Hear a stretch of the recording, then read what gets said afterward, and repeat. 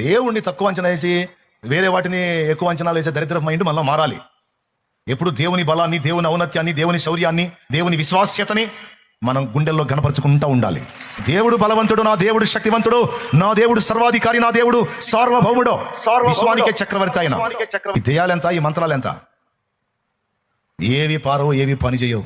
నా దేవుడు పరాక్రమశాలి అన్న వాడి మీద దేవునాత్మే పనిచేస్తాడు. దేవుని దగ్గరికి వస్తా కూడా దెయ్యాన్ని తలంచుకుంటా ఉన్నారనుకో, అదే పని చేసిద్ది.